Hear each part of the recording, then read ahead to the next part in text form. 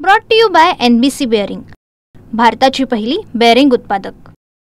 दिल्लीत झालेल्या स्फोटानंतर अनेक प्रश्न उपस्थित झाले आणि दिल्लीतील स्फोट हा आत्मघाती स्फोट होता आणि त्याचे कनेक्शन जैश ए मोहम्मद पर्यंत असल्याचं सुद्धा बोललं जात आहे। सर, जैश ए मोहम्मद आणि आत्मघाती कट हे कनेक्शन कसं बघतात? एक म्हणजे अजूनपर्यंत हे सिद्ध झालेलं नाही की याचं कनेक्शन जे आहे ते जैश ए मोहम्मदपर्यंत आहे। काय झालेलं आहे की एक साधारण 8-10 दिवसापूर्वी ISI आणि ISIS खोसरन या ज्या दोन संस्था आहे, ISI म्हणजे पाकिस्तानची इंटर सर्व्हिस इंटेलिजन्स आणि ISIS खोसरन म्हणजे ISISची जी आशियामधली संस्था आहे ती, या लोकांनी काश्मीरच्या पूर्ण संघटनांना, ज्या दहशतवादी संघटना आहेत त्यांना एक कॉल दिला होता की तुम्ही सगळे युनाईट व्हा आणि एका छत्राखाली म्हणजे ISISच्या छत्राखाली काश्मीर आणि भारतामध्ये उत्पादन व्हायला सज्ज राहा। त्या अनुसरून हा हल्ला झालेला आहे असं माझं मत आहे। दुसरं म्हणजे असं की पाकिस्तानमध्ये कालच तिथल्या संसदेने किंवा सिनेटने बिल पास केलेलं आहे की असीम मुनीर जे त्यांचे लष्करी अधिकारी आहेत किंवा सेनाध्यक्ष आहेत त्यांना पूर्णपणे अधिकार देण्यात आलेले आहेत। ते चीफ ऑफ डिफेन्स स्टाफ बनलेले आहेत।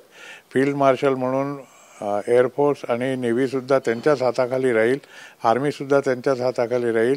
ते एक छत्री साम्राज्य असेल आणि इव्हन जे डिसिजन घेतील त्याला पंतप्रधान किंवा राष्ट्रपतीसुद्धा बदलू शकणार नाही आणि न्यूक्लिअर अटॅक करण्याची सुद्धा पूर्ण मुभा त्यांना देण्यात आलेली आहे। ही एक फार मोठी घटना आहे। दुसरी गोष्ट म्हणजे असीम मुनीरला आपल्याशी बदला घ्यायचा आहे, कारण ते सेनाध्यक्ष म्हणजे जनरल असताना आर्मीचे, पाकिस्तान आर्मीचे, त्यांनी आपल्यावर हल्ला केलेला होता आणि पहलगामचा हल्ला त्यांच्या अध्यक्षतेखाली झाला आणि त्याच्यानंतर आपण जो हल्ला केला ते सिंदूर जेव्हा आपण चालवलं होतं ऑपरेशन सिंदूर, त्यावेळेला पाकिस्तानने जो काही मार खाल्ला होता तो त्यांच्याच हाताखाली खाल्लेला होता।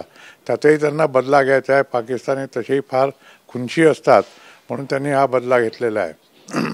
तिसरी गोष्ट म्हणजे हे एक आंतरराष्ट्रीय कट आहे असा माझा अंदाज आहे की जे सध्या तिथे याच्यामध्ये इन्व्हॉल्व झालेले आहेत 3 डॉक्टर्स, एक गुजरातचा, एक हरियाणाचा आणि एक दिल्लीचा। हे तिन्ही डॉक्टर जे आहेत ते काश्मीरचे आहेत, काश्मीरमधल्या पुलवामाचे आहेत, जिथे काही वर्षापूर्वी CRPF बसवर हल्ला होऊन 40 जवान आपले मारले गेले होते। आणि हे तिन्ही डॉक्टर चीनमध्ये जाऊन तिथे त्यांनी MBBSची डिग्री घेतलेली आहे असं कळत आहे। असा एक प्रश्न उभा राहतो की हे जर चीनमध्ये जाऊन MBBSची डिग्री घेतली तर यांनी काश्मीरमध्ये जाऊन स्वतःची प्रॅक्टिस का सुरू करू नये? त्यांनी इकडे का यावं? आणि ते 3 वेगळ्या वेगळ्या राज्यांमध्ये, म्हणजे याचा अर्थ असा की एक ते स्लीपर सेलचा भाग बनलेले आहेत। त्याच्यामुळे यांना कोणी फंडिंग केलेलं आहे, कोणी यांना हत्यारं आणून दिलेली आहेत। एवढं मोठं जे फरीदाबादच्या डॉक्टरकडे मिळाला 2,900 किलोचा अमोनियम नायट्रेट, किंवा पाकिस्तान सहारनपूरच्या ज्या डॉक्टरकडे मिळाले 50च्या वर पिस्तूल आणि काही RDX, किंवा गुजरातच्या डॉक्टरकडे रेसिन मिळालं, हे एकदम कसं काय निर्माण झालं? हा एक फार मोठा प्रश्न आहे। तर हा एक आंतरराष्ट्रीय कटाचा भाग आहे जो भारताला डॉमिनेट करू इच्छितो, पूर्ण लढाईने करू इच्छित नाही। त्यामुळे bleed the India with 1000 cuts याचं हे एक मोठं पाऊल उचललं गेलेलं आहे। आणि गेल्या अनेक वर्षात म्हणजे 2012ला लास्ट बॉम्ब ब्लास्ट झाला होता, त्याच्यानंतर पहिल्यांदा हा मोठा बॉम्ब ब्लास्ट झालेला आहे आणि तो याच्याच करता झालेला आहे की आपल्या इथे जी काही आपली प्रगती चालू आहे त्याला खीळ मारायला पाहिजे। नक्कीच आपली जी प्रगती चालू आहे त्याला खीळ बसायला पाहिजे, यासाठी अशा प्रकारचा आंतरराष्ट्रीय लेवलचा सुद्धा कट असू शकतो अशी शक्यता वर्तवली जात आहे।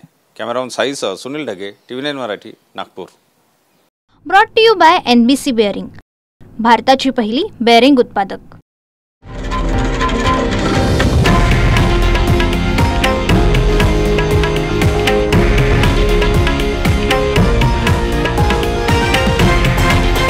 हे आहे देशातील नंबर 1 न्यूज नेटवर्क आणि आपण पाहत आहात TV9 मराठी, एकमेव.